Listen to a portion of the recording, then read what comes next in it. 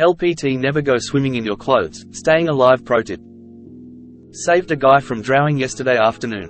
He went swimming in the sea to retrieve a RC boat in cargo shorts and a t-shirt.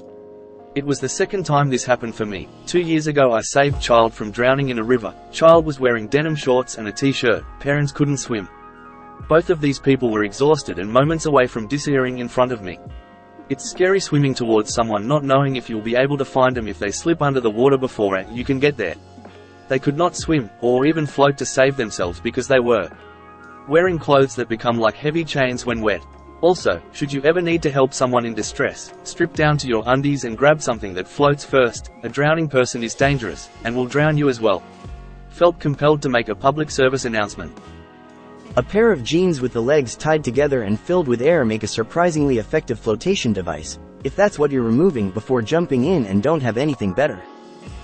We had to do this for swim quals in Boy Scouts, and it's a lot trickier than it looks.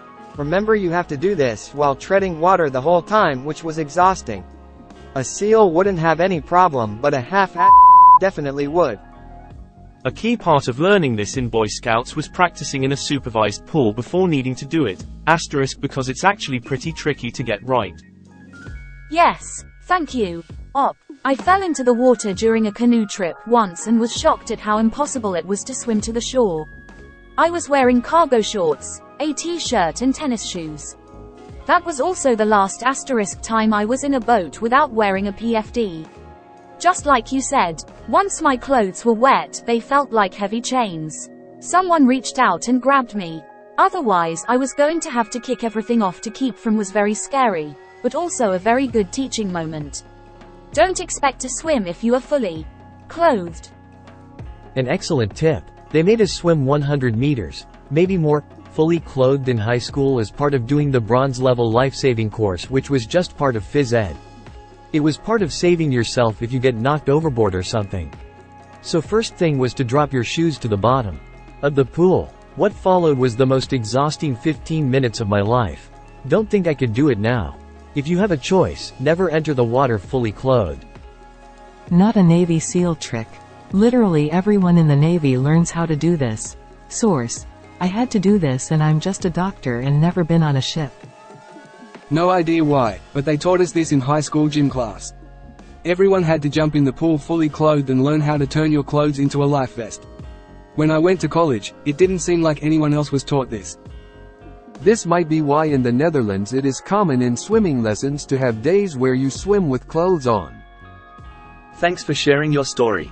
It's also crazy difficult to remove wet clothing when you're in the water, particularly if you have to tread water. But best to undress quickly while you still have the strength. Your gym teacher was in the Navy. That's the only thing I retained from getting my life-saving merit badge some 15 to 20 years ago. I used to live in Okinawa, Japan. A rogue wave during a typhoon swept this girl out to sea shockingly fast from where she was laying on the low seawall, and she was screaming bloody. I swam out to save her and she 100% punched me in the face, pushed me under the water, and was kicking furiously. I'm lucky she didn't knock me unconscious or I would be dead right now. Tipped a canoe one time in jeans, jean jacket and hiking boots. Don't go boating without a life jacket, ever. I don't wear boots in a boat anymore either. The feeling of, "That's hilarious, I can't believe we tipped this canoe," pretty quickly became, "Wow, it's really hard to keep my head above water."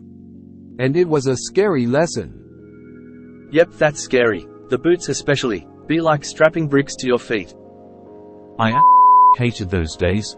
Swimming with wet clothes was just really annoying for me, besides being exhausting. Still, I'm glad to have at least participated in them so I know how it would feel. They don't drag you down exactly, they just create a ton of drag. Every movement you make is twice as hard and a quarter as effective. Like trying to swim with little parachutes tied to your arms and legs. I've been seeing these types of classes popping up everywhere for kids and adults, where they'll just push a fully clothed child into a pool, with an instructor in the pool already, and adult survival classes that have fully clothed swim sessions. It's not a terrible idea. If you are going to try to save someone who is at risk of drowning, the priority for your effort should be reach, throw, row, go. Actually going into the water to rescue them is the last thing you want to do. Try to reach something out to them, like a pole, throw them something that floats, or row out to them. Going into the water to save them is how you get a double drowning. And they always say it's better to be in the cold than covered with some wet clothes anyway. I mean, I'm no freezing environment expert, but whenever you fall from a boat you should take all your wet clothes off and maybe take you a wind jacket after to cover. A related tip. Be careful when doing wedding photo shoots near water. Wedding dresses are very restrictive and a simple slip and fall into a pool can be fatal. So in my European water-infested country, this is something you learn in primary school. You need to be able to swim with clothes on, underwater through a hole to escape. If you succeed you get your swimming diploma. Swimming lessons are a mandatory part of 1st and 2nd grade. I was taught to avoid jumping in the water to rescue someone who's drowning. We were shown pictures of rescuers, clawed and drowned with the unrescued. Throw a rope, a tree branch, a spare tire, most anything, instead. Diving in should be your last option. My oldest, 5 years, has her first swimming lesson fully clothed today. Wasn't nervous about it until I encountered this post while scrolling. Better a lesson with qualified people, right? They're ready to help than in a random occurrence where adrenaline, fear and chaos takes over. Your kid will be prepared now. You're spot on. In both of these instances it was my last option, other than watching him drown. I've been a dive master and have water rescue training that has helped me understand the risks and make good decisions under pressure. The pockets on cargo shorts create a ton of drag. I once tried to swim across a lake in cargo shorts. I had a friend on a paddleboard next to me. I made it halfway before I had to give up. In Australia, the Learn to Swim course happens every year in primary school, not strictly mandatory, but I haven't really heard of any schools that don't do it. However, most children also attend lessons as an extracurricular activity. Beaches and pools are such a big part of our culture, so safety is really valued. The Netherlands? Yeah, it's mandatory preparation, even for the Dutchies that have not built their houses 8 meters below sea level. Harold Holt could have used a few of those lessons. Yep, with clothes and shoes on, even a backpack on. Falling from all possible sides in water. A friend was joking. Why not with the bike too? Tears of joy, but to be fair, she is right if one lives in Amsterdam. Most fibers lose all their insulation benefits when wet. In addition, cold water needs a ton of energy to get warm. So you are basically wearing a freezer, and not synthetic materials don't lose all their insulation benefits and will warm up easier, and wool will usually warm you, even if it's soaking wet. With a bike, high on, with a Heineken in one hand and a bouquet of tulips in the other, while wearing wooden clogs. Hides under warm blankets.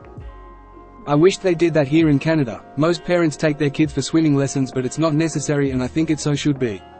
Just yesterday on the news, a 2-year-old drowned in their pool, and they're not even pool season yet.